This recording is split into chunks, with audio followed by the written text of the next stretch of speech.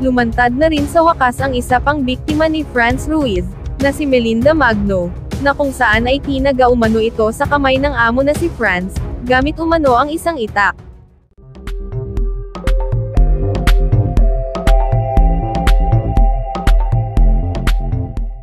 Si Melinda ang kasambahay ng pamilya Ruiz sa Mamburao, at isa rin umano sa mga nakasaksi sa kalupitan na ginawa ng mga amo na si Franz at Pablo Ruiz, kay Aling LV Vergara. Narito at panoorin po natin ang salaysay ni Melinda.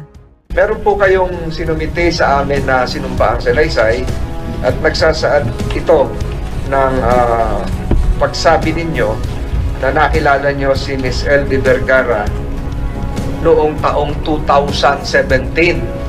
Kasi po nung napakaraming hearing namin, magkakaiba po yung versyon. Ang sinasabi ay nagsimula daw po magtrabaho si LV Vergara, Manang LV Vergara, sa mag-asawang Ruiz ng 2017. Subalit doon naman sa versyon na mag-asawang Ruiz ay sinasabing siya ay nagtrabaho noong 2019. So sa iyong sinumpang salaysay na hawak ng committee ito, ay sinasabi mo ang ibang versyon. Gusto namin malaman muna kung ikaw ba talaga itong Melinda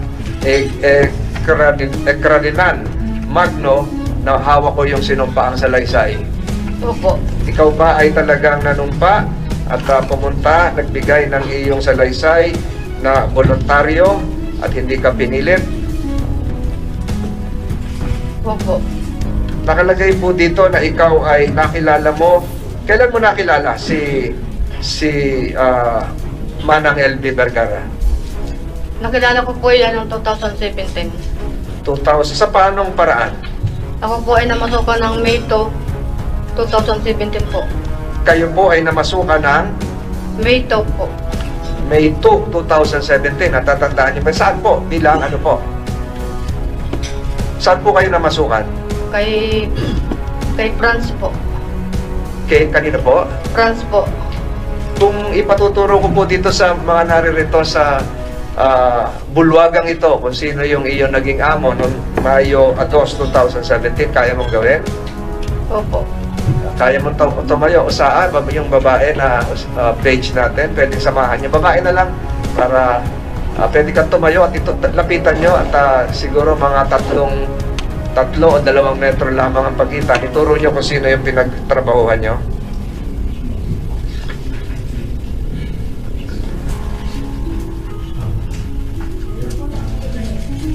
Pakailakas po. Nakaputi. Yung sino pa ho? Siya lang. Sino ho yung asawa? Alin po ang asawa? Ituro nyo ho.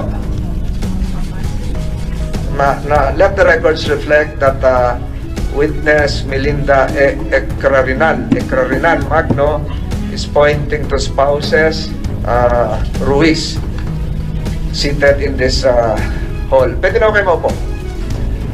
Mr. Chair, Senator Estrada? only one question kay Madam Franz. Madam Franz, kilala mo to si Melinda? Pakinggan po yung microphone. Sorry po, Your Honor and Mr. Chair. Opo. Alright. Likewise, that spouses Ruiz are being assisted by their counsel. Kayo po yung abogado? Kayo po yung abogado? Attorney Norman Arugay, Your Honor. Attorney Arugay. Any other questions, Senator Estrada? Yes, Manang Melinda Magno, kayo po ay namasukan sa mag-asawang Ruiz at nakilala nyo, sabi nyo kanina, si Manang LV Vergara. Sino po nauna? Siya o kayo? May 2 po ako eh. Ano po? May 2. May ito, siya po.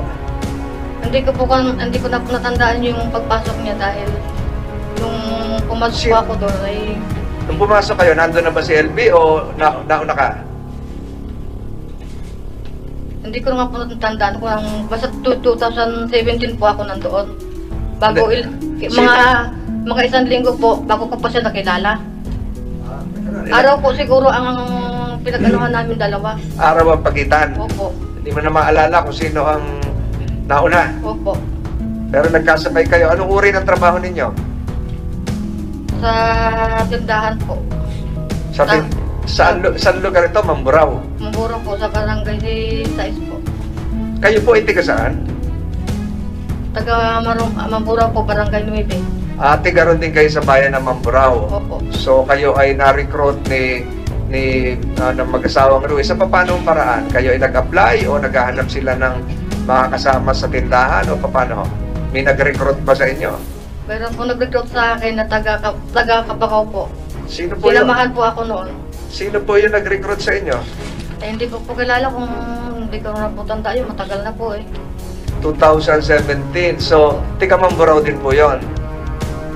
Taga-Abra po. Ano? Taga-Abra po yung nag-recruit sa akin. Baka malito ho yung iba na ikinig. Meron pong Abra na lalawigan sa norte, pero ang alam ko sa Mindoro, meron tinatawag na Abra de Ilog.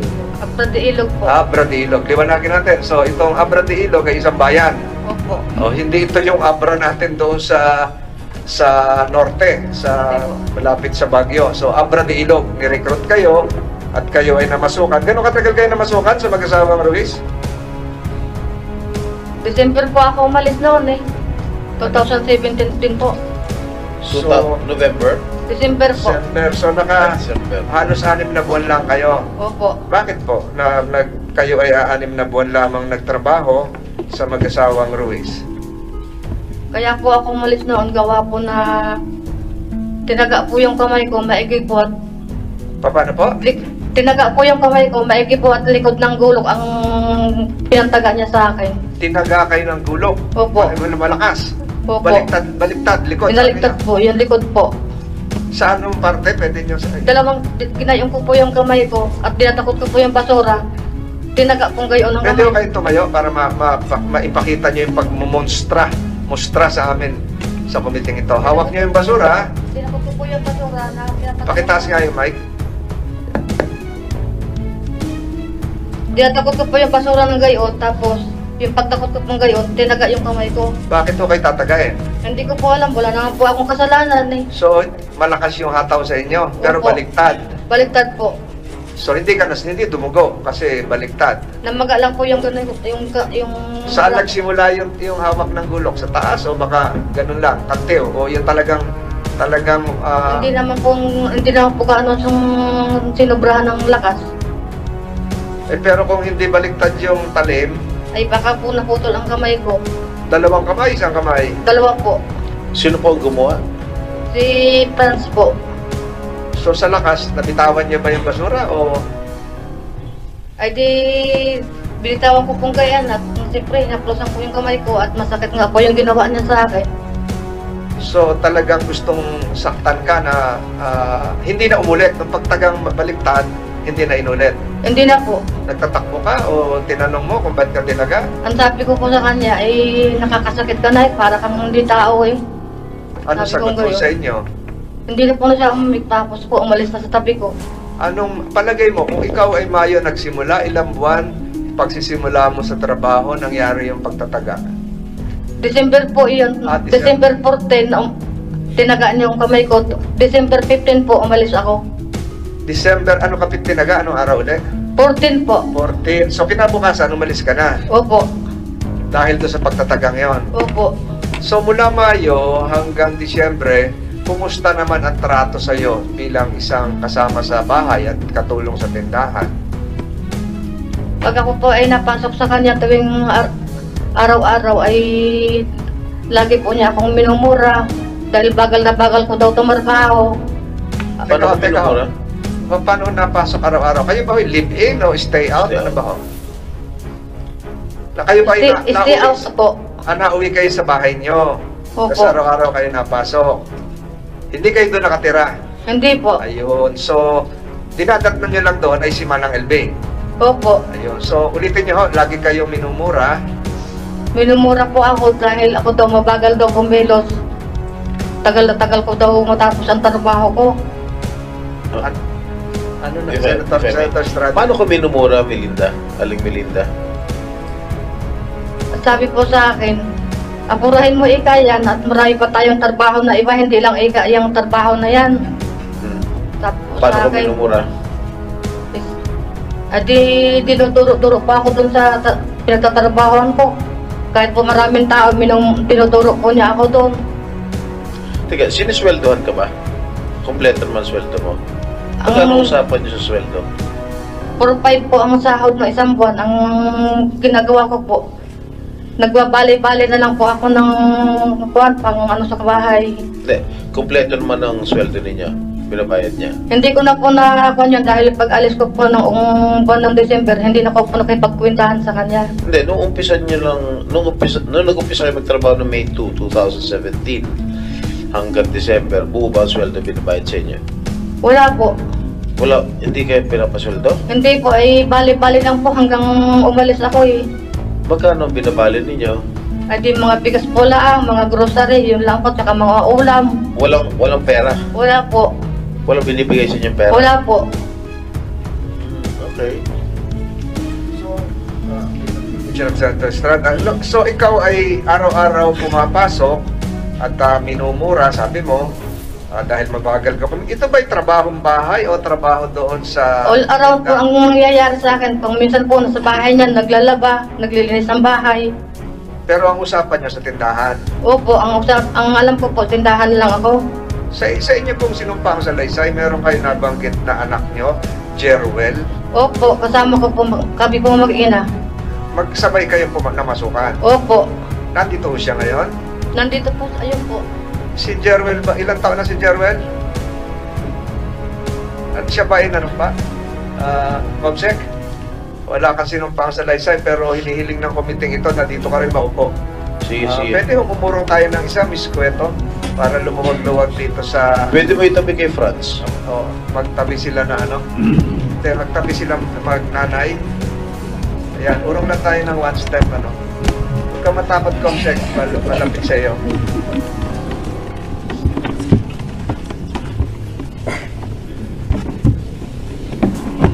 Mukhang nasa ustong gulang naman to si Jeruel. Ilang taon na anak niyo? 23 po ngayon. Nasa ustong gulang na. So, sabay niyo siya nagtrabaho nung May 2. Tama po, sabay kayo na masukan? Opo. Ayun. Nung umalis, sabay din ho. Siyempre, kinuha ko po, baka po kung ano mangyari sa kanya. Sinama mo. Kinama ko na po siya. Siya po ay, nung namasukan, stay in o uwi din araw-araw? Stay in po. Naiiwan siya. Stay in siya? Opo. Naiiwan siya. So, kayo po, umuwi, naiiwan siya. Bakit ho ganon? Hindi nyo sinasama pa uwi? Ay, ang sabi po ng friend sa akin, stay in na lang daw at siya naman daw ay walang asawa. Okay. Ganun kalayo ba ho ang bahay nyo? Nilalakad lang pa? Ay, malayo-layo din po eh. Nilalakad lang? Tricycle?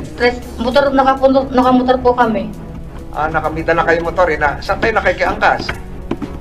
Doon po sa aking asawa. May asawa po ako. Hinahatid kayo. Opo. So si Jeruel ay naiiwan sa bahay. So yung sinasabi mo kaninang nakita mong na ikaw ay tinaga, hindi mo to sinabi kay Jeruel, tinaga ako. Alam din niya. Hindi ko po sinabi sa anak ko. Pero ano yun? Pwede natin pasumpay siya.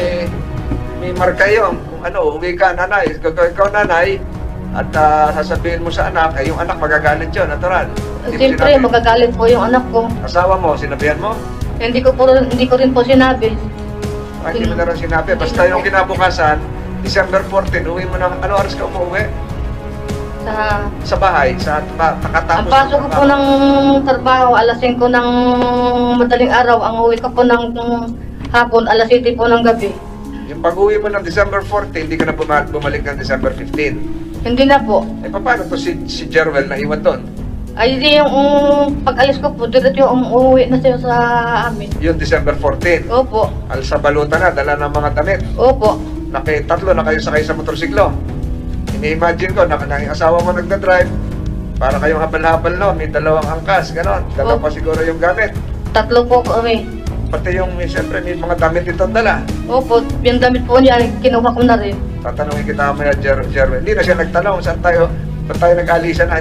Hindi kayo namalayan na mag-asawang Ruiz na paalis na? Hindi na po ako nagpaalam sa kanila nung oras na yan eh. Hindi, si Jerwel, siyempre, dala yung mga bagahe niya, damit niya. Ay sabi ko pa sa kanya, sabi ko sa kanya, Tana, umalis na. Umalis ka na dyan, o alis na rin ako. Sabi ko sa kanya, So, ayaw ko nang bumalik. So, palihim kayong umalis. Opo, palihim na lang po kami dalawa mag-ina. Yung sinasabi niyo na dito sa inyong sinumpang salaysay, na nakita niyo kung paano maltratuhin si Manang LB. Natural, nakita rin niyo na anak niyo.